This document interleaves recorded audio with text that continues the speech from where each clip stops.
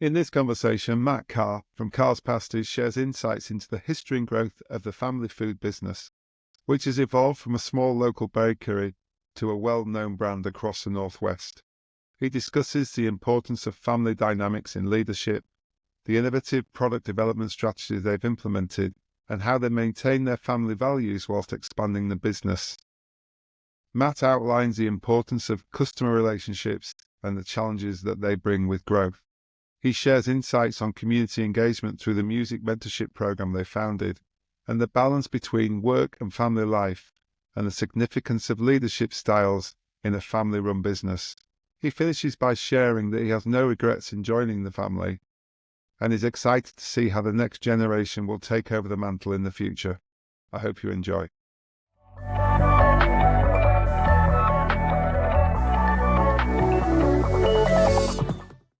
So today we welcome Matt Carr from Carrs Pasties. Matt, thanks for joining us. Pleasure to be here. You all right, Steve? Yes. As you've just realised, you're joining a very professional podcast outfit here. And what happens though, they'll never know. So look, the best way for these to all start is for people to try and get to know you a little bit better and get some insight as to your background of how you've ended up in the business and where the business is today. So if you could give us a bit of history, that'd be fantastic. Well, I think my personal history is probably quite a lot more boring than that of Carrs Pasties, which is a really good, rich third-generation family business. I've been there for the last 12 years, having grown up in the business, with my dad going there every day with his siblings in the 80s and 90s. But the business started in 1938 with my grandparents just knocking pasties and pies out of the back of the general shop that they had on Halliwell Road in Bolton. And that's one of those stories of, how did you get here? Well, you start 83 years ago and go really slowly. Organic growth and just slowly building up popularity. But now we're standing on the shoulders of giants, me and my brother, my brothers Liam and Joe. We have taken the business from something that had a few shops and a bakery. It's still the case, we don't have many shops, but we've gone from just like a handful of people, 35, 40 people. We've now got 125, I think, today, 2 million turnover to an 8 million turnover. But now we've become quite well known in Bolton, which is just on the northwest side of Greater Manchester, and trying to get that really well-loved feeling to spread a little bit faster into Manchester and beyond. It's good fun. It's hard work, but it's really good fun, actually. So yeah, you've obviously looked into it. You've got the shops, but you have got distribution in a lot of places now, aren't you? And you've also got the direct consumer stuff that you do as well, isn't it? How's that going? Really well. We've always had a trade side of the business.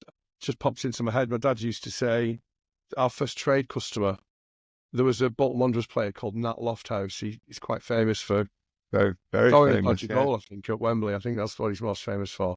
The Lion of Vienna, he was called. But anyway, he retired and bought the Castle Market, or the Castle Pub on Tomo Road in Bolton. My dad delivered a few dozen pasties to him by catching the bus from Halliwell Road and taking the pasties down to the castle. That's the story he told me. There's no way of verifying it. But now we have actual You want it to be true, though, don't you? You want it to be true. Yeah. But we even had this little cartoon made of it. Anyway, the vans that are around now go to right down the M62, down the M1 corridor. We have customers in Cotswolds, but there's dotted around. There's this sort of national growth, but centred around the northwest, but where we deliver unbaked frozen pasties to convenience stores and petrol stations. We're turning those little independent stores into family bakers as well. But we also have some larger clients as well. For example, if you're in the hospitality suite of a home game at Liverpool and you ask for a steak pasty, then you'll be proffered the only white label product that we do. I'm gently persuading Liverpool to put the Carrs moniker on it, and I'm sure they will in time. They're busy lads. Yeah. But yeah, no, we're getting some big customers, but also some independent small businesses. There's some supermarkets and things like that in between that we've always said no to. These big, large conglomerates, large third-party caterers. What we really love is customer service. We get a kick out of dealing with these independent businesses and helping them to grow so that we can grow together. Yeah. Again, I'm sure that supermarkets will form part of what we do in time. But I think if you're a small business in the food and drink company, sorry if I get sports in. I mean, if you're a small business in the food and drink industry, then you could quite easily get overwhelmed by the rough world that is, or the competitive spirit that is in supermarkets. Once we're a bigger company, then you've got the power of no, and I think that's the better time to get into it. You've either got to be in a big rush in the food and drink business, or you've got to really take your time. So we're taking a lot. Yeah, and build that trust. So was it always inevitable that you would go into the family business? Was it sort of like your father said to you, one day, son, you'll be here, or was it something you really wanted to do as well? No, very much not. When I was university age, I said goodbye to Bolton and travelled all the way to sunny Sheffield, which is just far away from that. Well, it's a different county, isn't it? I mean, come on. All this world. It's across the Pennines, just about. Time it was anyway. Look, I went to university, studied physics there. Ended up living in London. Had lots of adventures in the construction industry and technology industry in between. But it was one day about 12 years ago. I just got a call from my dad when I was working. It's actually a pretty tough commute. Actually, we'd moved back to Sheffield and I was working in a technology institute in Melton Mowbray. So that was the even worse journey than getting over the pass to Bolton. And it actually seemed like a better journey to say yes to my dad, who said, if you want to come in, there's an opportunity for you and your two brothers. I was like, okay. And I thought that would be a 3-year project, get in there. I think I know how to run a business or how a business works, but even though I've no real direct experience of actually leading a business, even though I've been in leadership positions. But my brothers know how to run Carrs Pasties because that's all they've ever done and they know it intimately. So between us, there's like this healthy tension. So I went back there for a good 3-year project, and that was 12 years ago. And I think I need them more than they need me now. Yeah. So in terms of that, then we got the three. But is your dad still involved day to day, or has he stepped back a bit? No, sadly, he passed away about 5-6 years ago. But I like to say he ticked all his boxes, my dad. He passed on a company that was in need of some change, but with this brilliant spirit that he infused into it. I could tell that everything he wanted to do, he'd done, and he was very, very proud that all three of us came together. He stopped the day that he handed it over was the last day that he was the leader of the business. I have no clue on earth how someone can work all of their lives and then one day just go, right, that is it. The thing that I built is now yours. I'm staying out of it. Now, he would still come into work every day, put on his bakery whites and, surreptitiously eat a whisk pie while he was stood in the doorway of where the meeting was happening, just having a listen and occasionally wandering around. And then every now and again, he'd sit us down and go, oh, I heard you were talking about this thing earlier. I was just thinking about it. And so that would be the way he'd be bit of shadow management from the side, was it? Yeah. But he got these business cards that said proprietor emeritus. I love it. Yeah, everyone have to Google that. Yeah, we'll leave that. Competition, free pasty if you do get it right. Yeah. So then with your three brothers, did you all manage to fall into a role that didn't massively overlap? Was there natural skill sets that you had that the jobs that they needed doing in the business post father leaving? Yeah.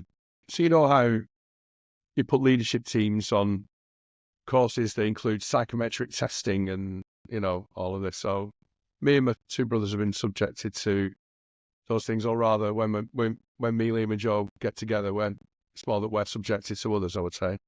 But it always comes out that we're sort of three spokes on the psychometric wheel. So between us, we actually all have quite a balanced leadership team.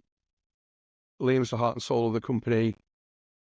He drags us all to victory, really. His brothers in arms sort of thing. And he's the real beating heart of the company with a strong set of values and a good work ethic. And it turns out he's the best salesman amongst us all. Joe is really project oriented and loves getting into the detail. I'm very creative, and I sort of start things and then run away. And between us all, we Wonder can. why we got on. Between us all, we can get the job done, and we have never argued in all the business. So That's pretty impressive in 12 years, because they've been through some highs and lows. outside the business, to be honest, Steve. Yeah. We get frustrated, definitely, and I'm sure our wives are sick of us banging on about each other when you get home. But I think that's any leadership team, isn't it? Sorry, Liam and Joe, if you're hearing this, you're not to do that at all. I don't know what you're talking about. But the job gets done, the meeting finishes, nothing's happened. We've gone, right, let's knock it on till next week. You've all got these private sort of very, quite intense frustrations sometimes. But then the meeting's over, and me, Liam and Joe look at each other and go, that was weird, wasn't it? And turn into brothers again instantly, like that. And I think as long as we've got that, I think I'll have the best job in the world. It's really healthy, that, isn't it? But it's not always that easy, is it? People can't switch off. I often ask sometimes. when people ask me what I do you work with your siblings, or would you? 95% people go, no chance. Everyone loves their family, but would you actually go all in to run a business with them? The answer is usually no. Yeah. You need that divide. I mean, that would be my answer if someone asked me to work with my wife. But I think I'd be right with my brother and sister. We can't even decide how the dishwasher's stacked correctly. So I don't know how we come up with a business strategy. Say no more. So go on then. So in terms of your range, looking at your range, you've got a pretty decent range. Who's the driving force that keeps sort of Carrs Pasties range relevant and up to date? Because a lot of food eating habits have, certainly the last 5 years, let's say, morphed and developed. And so how are you keeping up with that? That's a really good question, because when we first took it over 12 years ago, there was probably a core range of 3 products: the meat and potato pasty, the cheese pasty, cheese and potato pasty, and the steak pasty. There were others, but they're by far the biggest sellers. And we used to say the business in the 1970s, they invented vegetarian, so we had to make cheese pasties. And in the 1980s, they invented Mancunians, so we had to make steak pasties. And that was honestly all the new product development. That was your NPD done, was it? That was it, done. But now we've got a really large range. We've got a whole new product development department. We've brought professionals in from other businesses, and we've kept that family-based product range, because the meat and potato pasty still outsells all of our others put together. We've gone from sort of taking our old mince and onion pie and chucking some peppers into this chili beef thing, or our cheese and potato pasty and chucking some peppers in and making a cheese and jalapeno thing. But there's also some more exotic things, like we've got a licensing deal with Wallace Gromit at the moment, and Aardman came to us and asked for a special pasty to be made that Wallace and Gromit might come up with, and we made a more cheese ham and jam pasty, which is kind of a limited edition, but it's really good. And it's just a lot of fun. It means we can put, that penguin with a glove on his head that, feathers would draw. Sometimes he appears in the shop, in cardboard form, and, Wallace and Gromit are there, and it's a good laugh. And some of our online adverts can feature them and things like that. It's been really good fun. And I think Aardman and Carrs seem to have this similar set of values. When we bumped into each other, it was kind of a no-brainer to do something we just really liked what each other does. I've not even been down there yet, but loads of our family businesses have been.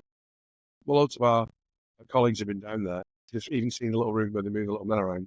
But it's people there that have this same atmosphere when you walk in, where everybody's really welcoming. If you come to Carrs Pasties, everybody's really welcoming. Everybody has a smile on the face. Everybody understands what they're doing, what their role is. They all feel a part of it. They know where we're going. Because of that, we do all feel that we're in it together. Pay the real living wage. We have a huge support system, thanks to grocery aid and a good people and culture department. We take all that stuff really seriously. And if we don't grow together, we're not growing, that kind of thing. Oh, that was going to try that out. because like that's the ethic here. And Ardman have that same thing when you walk in, the smiles on the faces. Everybody felt they understood where they was going, and they're not in a rush either. Well, certainly not the way they make the movies. Everybody had that same sort of long-term ethic. Now, don't get me wrong, we've got a growth strategy that is meaningful and should mean that many more people are going to find out about Carrs soon. Yeah, up till now, it's been one of those slow and steady wins the race. And it was just those two companies that found each other. So, yeah, that's the more cheese, ham and jam pasty. And now we've got another 3 products coming out per year that can form part of a rotating sort of seasonal products. And some of those will become stars and end up in the core range. So we're doing it right, doing it properly now, But the meat and potato pasty, I don't think this decade will be outsold. As we're growing, we tend to order those more than any others. And if that remains the case in 2030, I'll be very proud. And is that across the full footprint geographically? Obviously, because the sort of Northwest, it's a famous pasty, isn't it, for that in terms of meat and potato? So it's out once you even go outside the heartland, that's still selling well. I'm really proud of our plucky meat and potato pasty. Once people try it, they try it again. And yeah, no matter where we've gone, people are ordering them. And I thought the steak pasty would become the biggest seller, but I've been proven wrong so far, which is really pleasing. It's nice because it tastes exactly the same as when I was a kid, and so when you walk into the bakery, it's the same smell that hits me than when I was a 2-year-old kid walking into the shop at Hollowell Road in the back there where my Uncle Bernard was stood in front of an oven, and there was like a load of Irish women basically just hand rolling these pasties. And that's a very, very vague memory, but I remember the smell. And it's the same smell when you walk in. This onions and beef and potatoes smell. It's great. It is, isn't it? But it's important to keep, because people so much now buy into the provenance of products a lot more than certainly when we all started our careers. And I think that's a great thing, and it's a strength you have, because I think you're slightly downplaying the success of Carrs by the fact, because yes, it is a family business, but you're a serious operation with growth plans. So how are you going to keep control and keep those family values and ethics? Is that where the fact you are a family is going to really keep in strength? More and more now, when we say family, we mean the family of 120 people. We mean our well-embedded supply chain, our customers. You can say that as part of a branding exercise and say, hey, we're all a big family. But we've all grown up together a little bit, so we do mean it. And especially the leadership team and the people who've come up into the business and become team leaders through all different parts.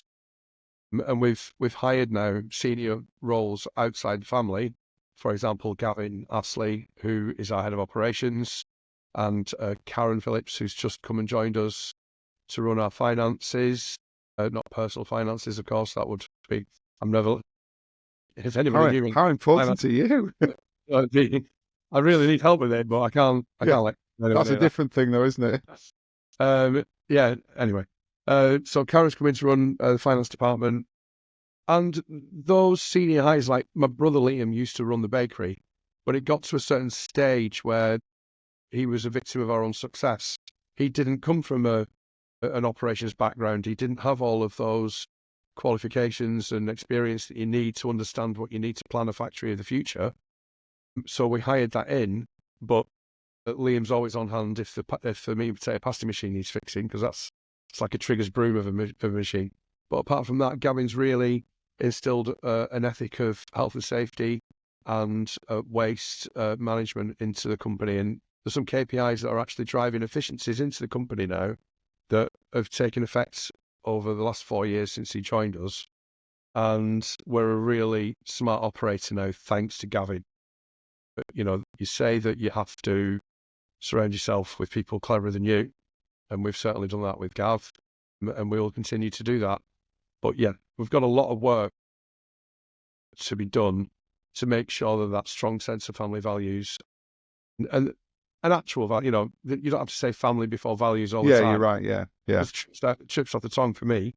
But this strong sense of where we're going, and always have that true north, and the focus on customer service and the focus on looking after each other. That's all you need. You just need those two, really. to get those family values embedded into anybody that joins us.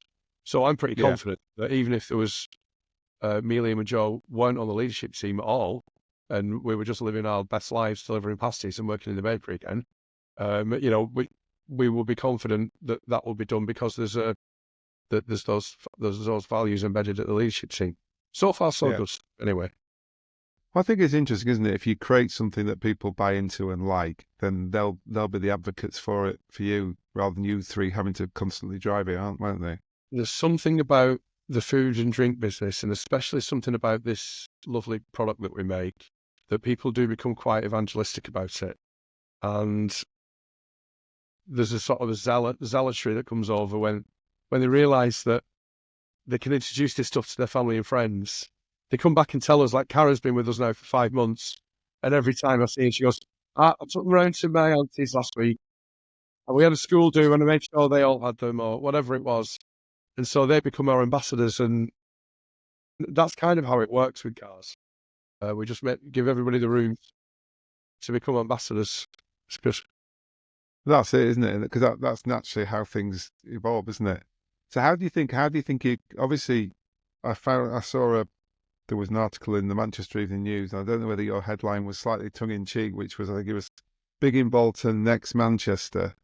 But I'm sure after meeting you a couple of times, you've got ambitions to go wider and wider. How does the future look? What's the next sort of 5 years look in terms of a plan?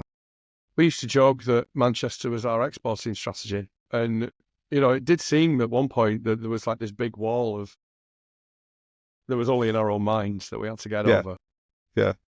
But now we are getting more known in Manchester, and the next, 3 or 4 years, actually, there's plenty to go in the Northwest.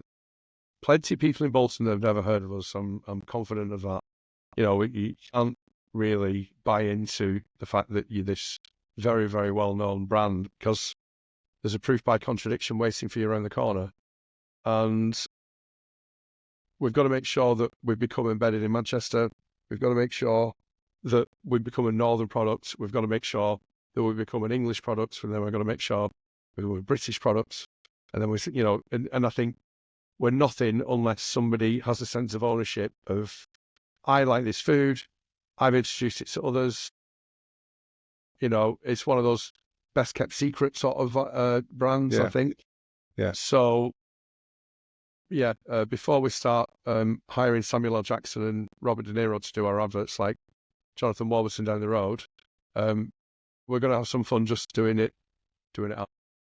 Sure, you've already outdone them with Wallace and Gromit to most of the market. That beats them, doesn't it? I wouldn't even know that Jonathan Warburton is aware of our licensing deal with Wallace and Gromit. Although that is a good point. I hadn't thought of that. Well, you're up there. They will be on in a cinema near us soon. Well, there's a new film coming out, which is not going to be bad. Yeah. No, I'm desperate to try that one after you've said it. I've just had my lunch. Good stuff, man. Well, it's limited edition, so it won't be available much after the film that's coming out this Christmas. Brilliant. All right, we'll look out for that. We'll put a little link on to get it. And so I'm assuming you only manufacture for yourself, because I meet a lot of food companies and they'll do co-packing or co-production. Are you guys mainly just bake for yourself? We have one customer that it hasn't quite been part of an arrangement, but if you go to Liverpool Football Club, like I said, an order a pasty, they will give you a steak pasty, not a Carrs pasty. But that's just an administrative error. Yeah, that's a hiccup on the moment, just to be sorted. Yeah. It doesn't matter. Well, they're top of the Premier League as we speak, so maybe we'll let them off for the minute, because it's obviously, since they started eating the pasties, that's obviously got them up there. They've asked us to do a Scouse pasty, which is, for those who don't know, Scouse is an actual dish as well as a person. And it's remarkably similar to a Lancashire hot pot, really. Although they'd probably take us to terms on that. But we might consider doing a Liverpool pasty at some stage. But no, there's no white label. We want our name on the packet, not through any pride, just because I think it's important for the brand. Is it Kellogg's, I think, that say they don't make cereal for anybody else? Yeah. It's a nice feeling to, if you're a fan of a brand, to know that it's not being shared, I think. and we've not found any reason to do otherwise, really. I think it is because it's obviously the mark of what's put into it, isn't it? That's what people are buying into. And I agree with you. If you can do it, that's great. So do you think in terms of to meet your growth ambitions that one day you will potentially have to work with some of the retailers and you could be obviously selected with that in terms of the multiple supermarkets, or do you think there are other ways of doing it? We really do we do really enjoy that customer service that comes with dealing with independent customers and helping them grow. It's inevitable that if we get to a certain size, then a supermarket or a big retailer, they don't appear as large to us anymore because we Yeah, will have the power of no. You know, yeah, even if we get a big, you know, six-figure deal with some retailer and, you know, it starts appearing on shelves everywhere, we're not that startup company that, you know, when you do see brands appearing on shelves, it's because they're on a high growth journey. They're in and out usually as well. I think if I was to start a food and drink business now, I would have an exit strategy of 5 years because otherwise I think you get chewed up and spat out. So you've just got to have this thing where I'm going to sell this in 3 years to a larger food group. And, you know, and that's how you and get it just along. becomes a brand in their Yeah. portfolio rather than a Or, business yeah, and a passion. exactly. Or you become us who hopefully in a short amount of time or a medium amount of time, we'll be able to start dealing with these larger companies, but be able to always say, well, thank you for your email explaining that you're lowering the prices to us. We won't be supplying you anymore. You know, it'll be nice to, you know, if you can have a customer that's maximum 10% of your turnover, then you can always say no to them. That's what I should have said instead of rambling on there. Because that's the worst of it, I think. Anybody that's 10% of our turnover, we're here to do business with. Anybody more than that, it's a risk, isn't it? I think it is, isn't it? Yeah, yeah. And sometimes you chase it thinking, oh, well, don't worry. While that's growing, we'll balance out the rest. But you Yeah. don't. You overservice one. And there is a step, actually, you know, because you collect all these customers that might give you, you know, 20 to 50,000 pounds a year or something like that. And then you get these other customers that represent bigger contracts, but they all sort of become interested at the same time. So you can very quickly collect 3 or 4 of them, and then that dilutes the pool of the next level, and then you take it on and on. That's the plan anyway. No, that's good. That's good. So look, when I was doing my research, we can't not talk about it. There was quite a few music references. Obviously, not about cars, about you, the individual. What was it? Rocket Bolton and the Right to Roam Festival. Is that something that you personally be involved with, or does the brand get involved with that as well? Yeah, no, it's me and Joe and a few others who've got together, and we do a music mentoring service on a Saturday. We hire rehearsal rooms and we pay some mentors to come in every Saturday and Sunday. If you know these weekend clubs, they're expensive, right? You know, and it's difficult to get along. You know, the number of weekend touchlines I stand on and journeys I've made as my kids are growing up. There's less of it now, but as they all grew up, your Saturday Sundays are taken, aren't they? And if you can find a place that is funded and if you, the kid, is trying to find something that you haven't quite found yet, something you probably haven't found at school, you might not be doing too well, or you know, you might haven't found anywhere yet that you feel included in, then come along to Rocket. We'll put a set of drumsticks in your hands or a guitar or something like that. Put you in a rehearsal room with 3 or 4 other kids your age. We'll give you all the help we can in mentoring and other advice. And then for that term, for every Saturday, you're in that room writing songs and rehearsing them, because at the end of term, you're going to stand on that stage and you're going to perform them to 200 people. And that journey that you go on a 10-week process is pretty electrifying sometimes, you know. There's kids that really do go on a journey. I don't know what you were like when you were 14, 15, but it was something that I probably could have really done with. That sort of confidence to leap that some of our kids get is incredible. And they're going on and on, and it's a virtuous circle. We've got some older Rocket members that are now mentors, and we've built a venue in Horwich called the Ramp, with Paul Welch, who runs Bolton Gin Company. It's next door to that. And it's a live music venue. So yeah, it's 250 cap venue. It's fully licensed. It looks the business. It's a proper venue. But we built it because the rehearsal rooms are on the side. There is a recording studio going in. And it feels like, doesn't it, that this is ideal for a 50-year-old failed musician like me. But I'm hardly there really. We've set my brother Joe's there more, and we've set it up for the kids and the mentors, and it's this wonderful place now. Oh, it's a long way from running itself. It always needs help. Please do visit rocketbolton.com and click on the link and make a donation. It's a CIC. It's not for profit, and and these live gigs come out of it as well. We've managed to get a music festival the last few years into Bolton, which is currently on hiatus while we recover from what happened last year. It turns out sometimes, Steve, that music festivals lose money. Who knew? Yeah, it's strange though, isn't it? Is it not build it and they will come? Wasn't that not the line? Yeah, that happened the first 3 times. Why didn't it happen the 4th time? No, that's a lesson learned. But we're going to be putting more events on as well. And it's me, Liam, and Joe. I didn't mention Liam in Rocket, but he does deserve a mention for the ramp because he lives in Horwich, which is just outside Bolton, just half a mile away from the venue. And he hasn't been much because he's basically built that venue himself. He's learned how to pick up all these skills of construction and project management and all these things. So he's basically found now that he's been chucked out of the bakery and Gav's taken over, he's found his new crew that he can create something with, and he's built this amazing venue. And so, yeah, we're all musical in our own way. We all like, the music industry and going to gigs, and we've all got, various instruments knocking about the house, but it's a fine thing that nobody's ever heard what we play, although Liam is a band.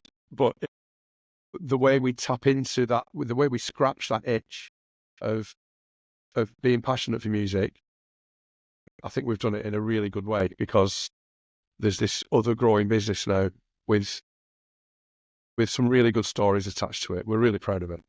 Yeah, brilliant.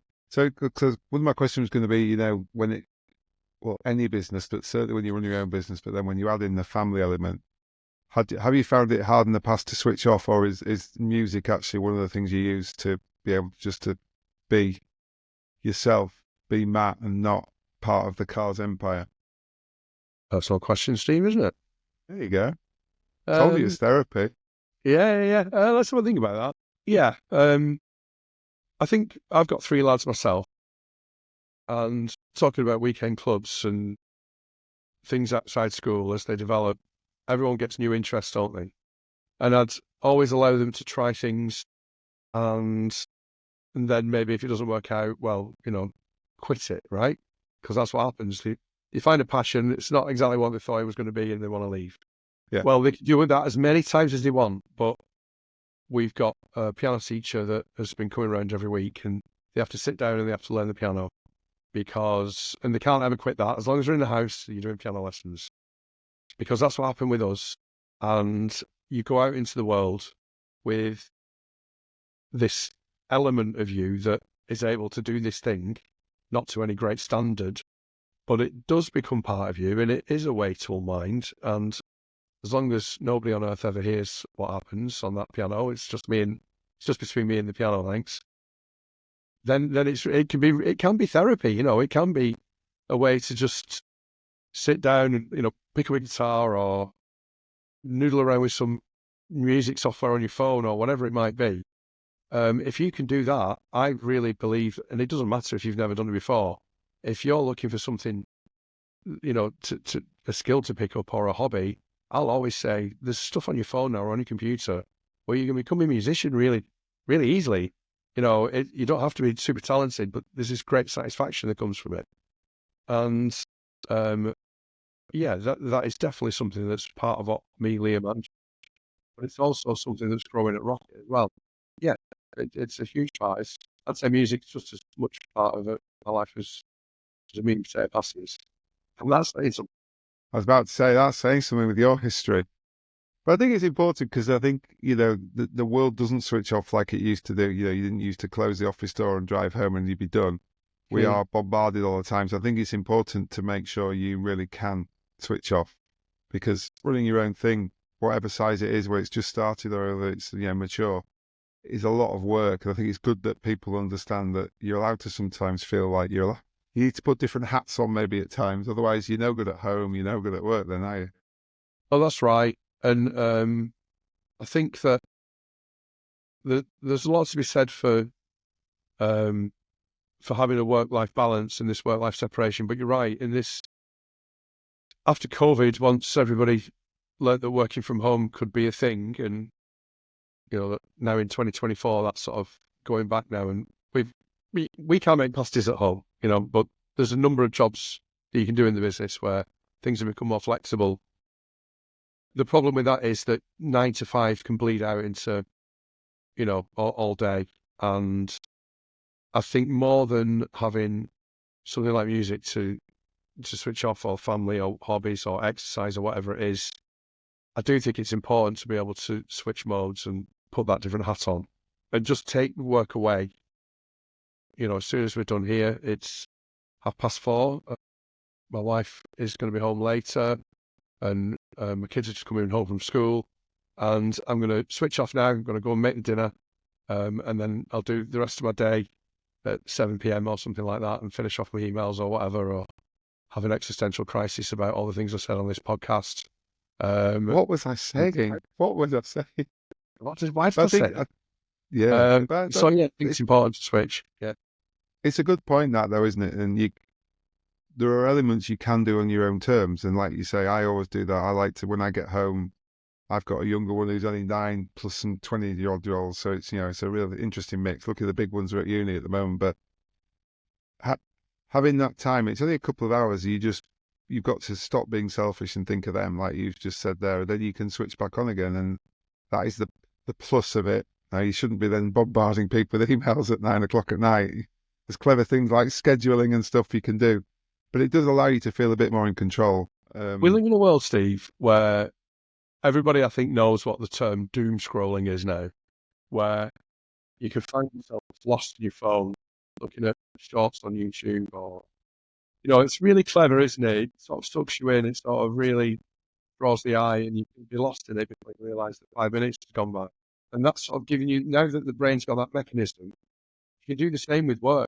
You can just think, oh, I need to answer that email, and then your inbox is open, and then there's all these other things, and then a little reminder pops up, and you go, oh, yeah, I need to do that thing. Before you know, an hour's gone by, and your kids are still hungry, and you can. I could work from home all night. I'd be really from home, but it's not necessarily the healthiest thing to do if you're not regimented about it. Yeah. And so, do you think that in terms of you've got the areas that you three work across the brothers in the business now? Obviously people are very clear about what you're doing, but have you got different styles of leadership? So if they want, an extra couple of days off, do they come to you rather than somebody else, or are you do you put a united front up? We're all as soppy as each other, me, Liam and Joe. It's very hard for us to say no to people, which is why it's very important that we need a bit of structure in the business. And that used to be the case when we were there. Like, there would definitely be a case of, well, they said no, but maybe Matt might not say no. Matt's smiling this morning. Let's go ask him. Yeah, 100%.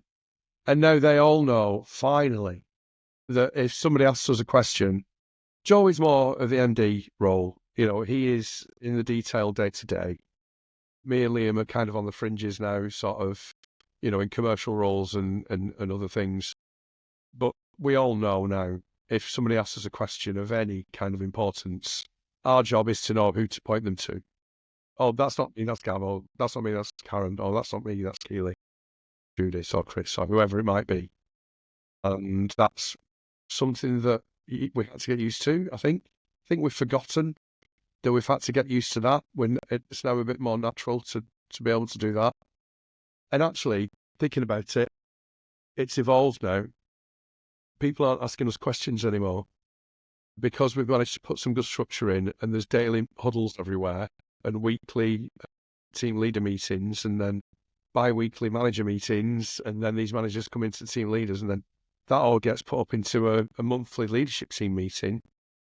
Some of our leadership team meetings now are great because it's a set of different parts of our business that are coming to us to tell us what's happening and updating us.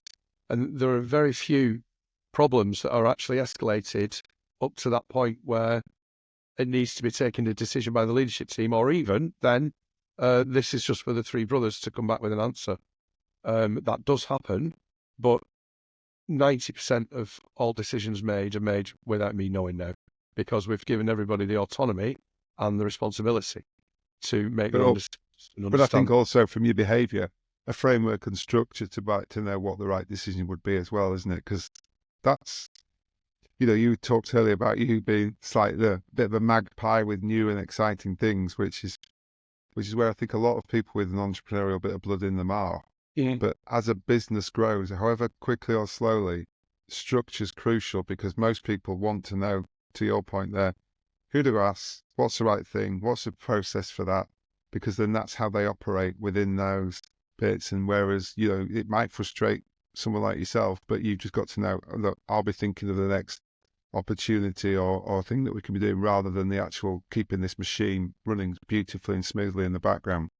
Joe will tell me that I sort of, my main function, and I'm not sure whether it's a compliment when he says it, is I tend to throw bombs into the company, and I deal with that sort of thing. And it sounds like an awful personality if like somebody would do that, but actually every business needs every business needs somebody to make everybody look up and say, we're all busy with this, but we should consider this. And if I get one yes out of amongst 9 no's, then I'm doing my job, because I think opportunities only come to those who look for them. Luck is only on your side if you're always on the lookout, and I think you just need somebody to be able to do that. That's come up a couple of times where people have, talked about working hard, but actually the more you look for luck, you'll find it. And you can quite easily get just into a rhythm of the day, and suddenly you realise you've drifted off course and not. Yeah. You need that someone just like you. I think that's lovely the way you said it, was like, just stop, look up and go, right, is there any other routes we could take? Is there anything else we could do here? Yeah. Because there are opportunities, like your partnership with that. There'll be other things that come across your plate that unless someone is looking for them, they can sail by and you're missing. Going to do something that I'm not in the habit of, which is give credit to Manchester. I usually try and keep it either Bolton or Sheffield. Manchester's a wonderful place, but doesn't need to be any more self-confident, does it? Not at all. And you're talking to a Yorkshireman from Leeds here as well. So. Yeah, well, there you go. But Manchester's really good for really good peer-to-peer networks. There's loads of people who look up in Manchester, and we find each other quite quickly. There's loads of brilliant groups and loads of people with the same mentality that I've not found in places where I've lived, in London and Sheffield, and you mentioned Leeds and other places. Annoyingly, there is something different about Manchester. It's annoying because of how all the Mancunians are about it, but they're kind of right. There is something going on there where loads of people are looking up, loads of people are looking for something new. There is an innovative spirit about it. And because Carrs Pasties is on the doorstep of that, we can take advantage of it. Yeah, I would have to begrudgingly agree with you. I've seen it a lot, and obviously I've done about 20 of these, and they've been across from everywhere. But it's interesting what you see in Manchester in terms of that innovation. Obviously, that's how we met, through somebody being in Manchester as well in the first place. Yeah.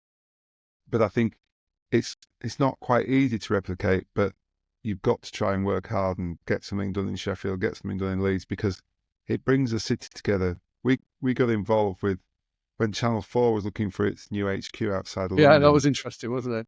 Yeah, and basically Leeds City Council, a guy called Tom Reardon, who's he's not retired as he's just left that role, and he was brilliant. And he actually came to all the creative industry, agencies in Leeds and said, could you guys form something and get together and do something on the side? We'll do all the formal stuff. We'll give them the breaks, the tax breaks, all of that sort of thing. And we set up this all in Leeds, and it was just pre-COVID, and it was one of the best things I ever did, because suddenly you were talking to what were you thought your competitors, but they weren't. They were great guys going through similar sort of things, and you learn all the time. We've all become really good mates from it. Yeah, it just reminds me, I need to get some energy back into that again now. Honestly, it's really powerful stuff, forming networks, and finding like-minded people. And you're right, things that you think might be a competitive spirit actually are more collaborative. People who share the same problems can turn into a bit of a jolly for the boys. Sometimes that's the old-fashioned attitude of networking, isn't it? Specifically that verb, networking. Yeah.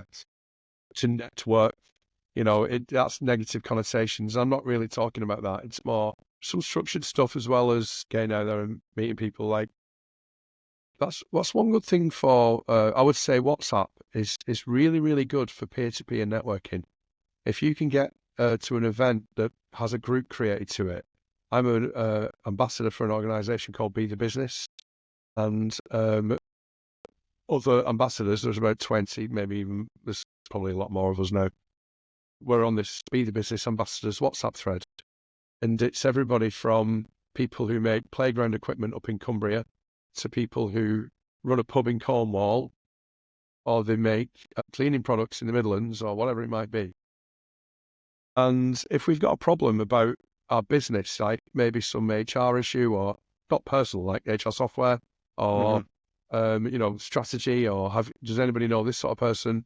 There's that concrete networking thing, but actually that Be the Business Ambassador thread actually has helped us through some tough times. When COVID hit, we met every day on a Zoom call, all these disparate companies that have nothing in common, and we're like, right, what are we going to do today?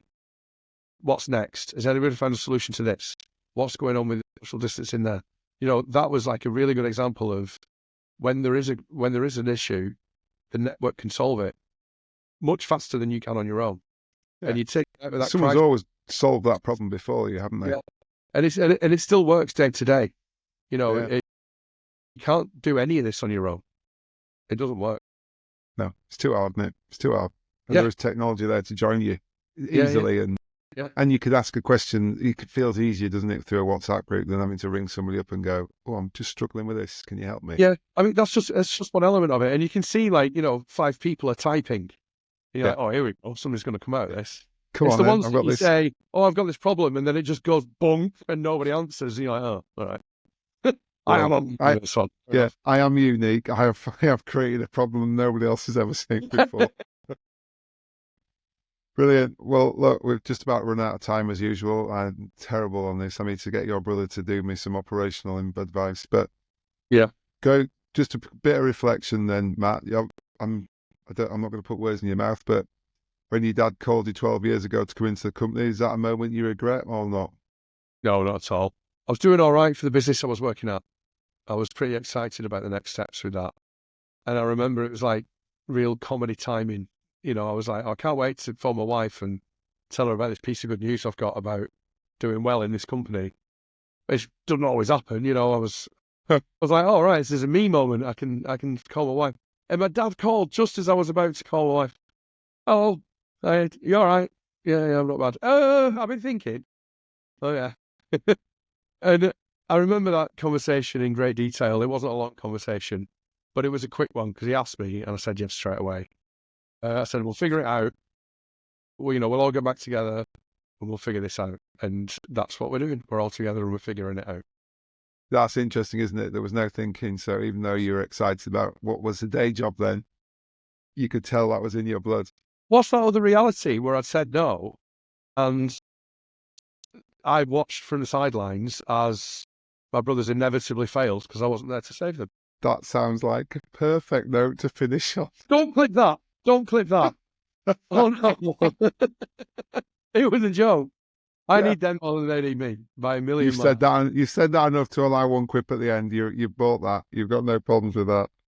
And so is there anything then, would you hope one day, I don't know whether your brothers have got children too, that they continue the Carrs business? Do they realise there's a rite of passage for them all there? I think that every family business has a responsibility to assume that none of your kids are going to join it. Right, okay. There's a path for them there. And I've got 3 kids, and there's another 4 between Liam and Joe. It's more likely that one of their lot in Bolton are going to, be more interested than my kids in Sheffield, and I've got one off to university next summer, and they're going to live their own lives, I'm sure. And I don't want to put words in the kids of my nephews and nieces, but if they do ever want to be interested in it and they do end up working there, I do believe it's very important to prune the tree. If you've got a family business and you're in it with your siblings, that's much more easy than running it with cousins. And then the next generation running it with second cousins, whatever. Just a bit slightly more I think you've got to separated prune the each time. tree and move on. And you need some brave decisions then to be able to do that, because that means that me, Liam, Joe, it means we can't all continue. More likely that one of us will, and then that'll be. And that's what happened with my dad. He And bought go it. down that tree. Yeah. So watch this space. It's no doubt though that Carrs will be in the business. We've got family who are in the business that don't own the business, that have come from my uncles and aunties, and it's lovely to see them every day as well. Yeah, that's a nice benefit. Mm. Matt, thank you so much. That was really interesting. I love it. And I'm really hungry, so I'll look forward to my package in the post. Yeah, no problem. No problem at all. They're frozen, aren't they? They'll be fine. I can get them in warmed up. I'm being serious. You need to empty your freezer. Right. Looking forward to it. Lovely to meet you, buddy. Thank you very much indeed for your time. Cheers.